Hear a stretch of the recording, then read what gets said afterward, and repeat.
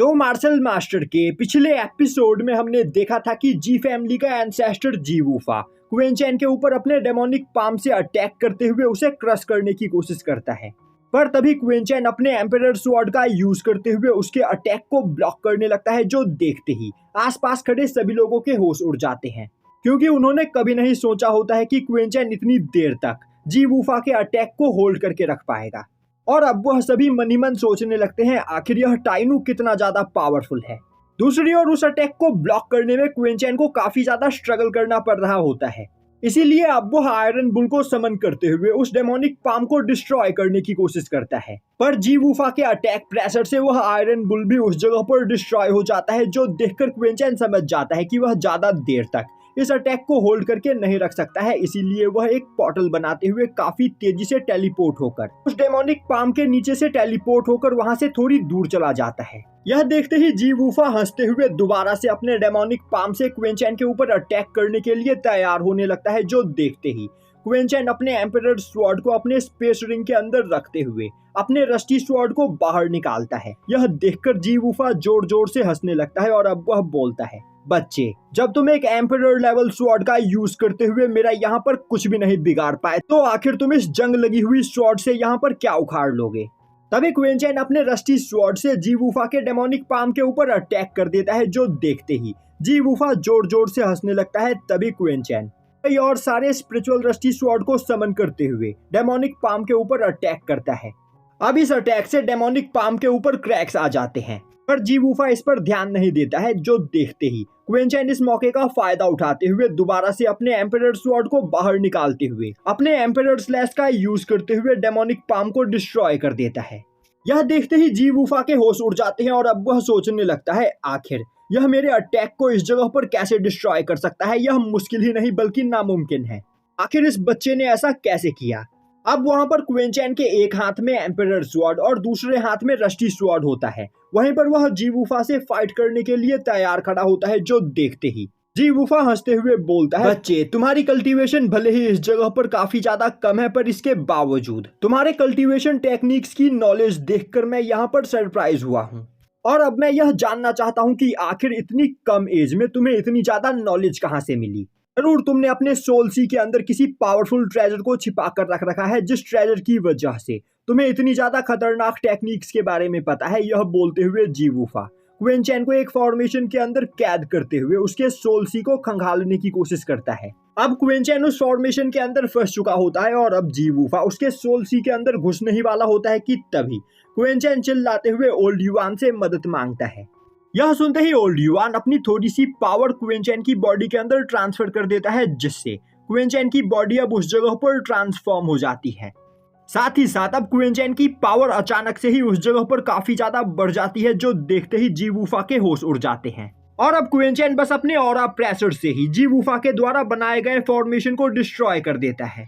और अब वह अपनी फुल स्पीड में एंस्ट्रल ग्राउंड से बाहर की ओर भागने लगता है, जो देखकर ग्रेट एल्डर भी उस जगह पर काफी ज्यादा कंफ्यूज होता है और अब वह मन ही मन बोलने लगता है आखिर टाइनू है कौन, और आखिर इसने अपने पास किस तरह के ट्रेजर्स को छिपा कर रख रखा है, जिनकी वजह से अचानक से ही इसकी पावर इतनी ज्यादा बढ़ गई है।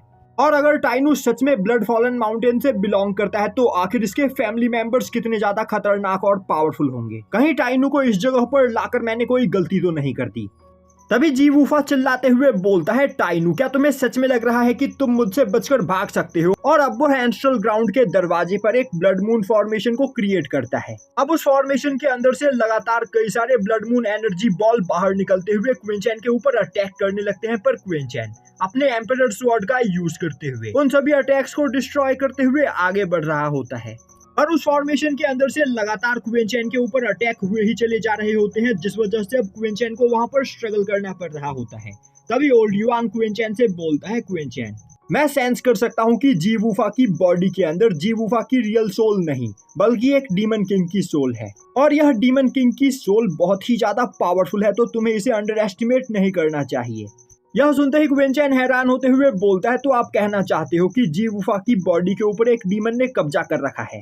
ओल्ड युआन बोलता है तुमने बिल्कुल सही कहा, पर वह डीमन सोल जी वूफा की बॉडी के ऊपर अब तक टेक ओवर नहीं कर पाया है। उसने बस जी वूफा की बॉडी को पोजेस कर रखा है। तो अगर हम दोनों यहाँ पर एक साथ मिलकर काम करें तो मैं उस डीमन की सोल को यहाँ पर खा जाऊंगा।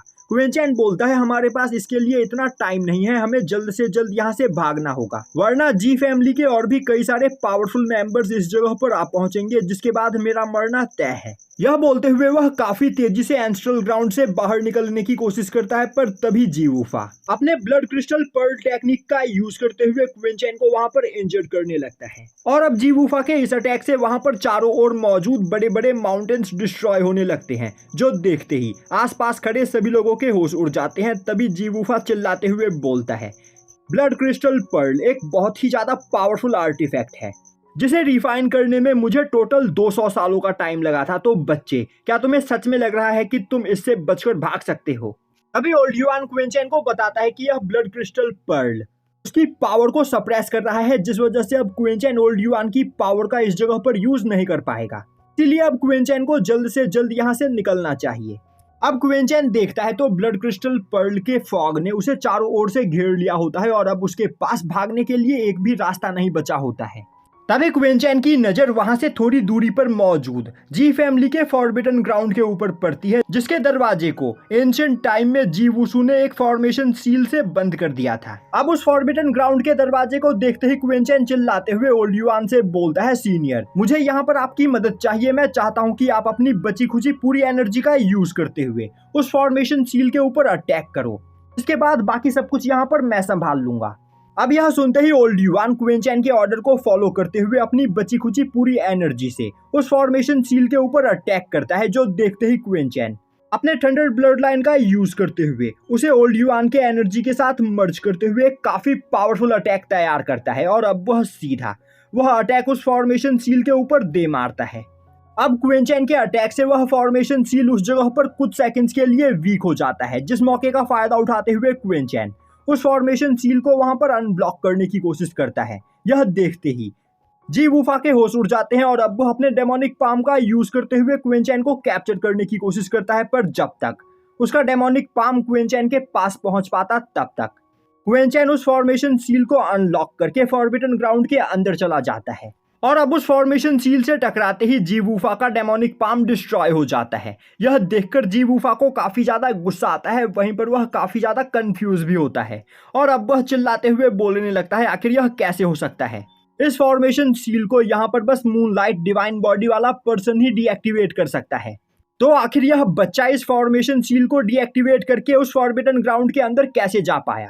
जी वूसी एक पियरलेस फॉर्मेशन मास्टर था और पिछले 200 सालों से इस फॉर्मेशन को डीएक्टिवेट करने की कोशिश कर रहे हैं, पर आज तक कोई भी इस फॉर्मेशन को इस जगह से नहीं हटा पाया है। पर वह बच्चा इतनी आसानी से फॉरबिडन एरिया के अंदर कैसे चला गया? और अब वह भी आगे बढ़ते हुए उस फॉर्मेशन सील के ऊपर अटैक करते हुए उसे अनलॉक करने की कोशिश करता है और यहीं पर यह एपिसोड खत्म हो जाता है।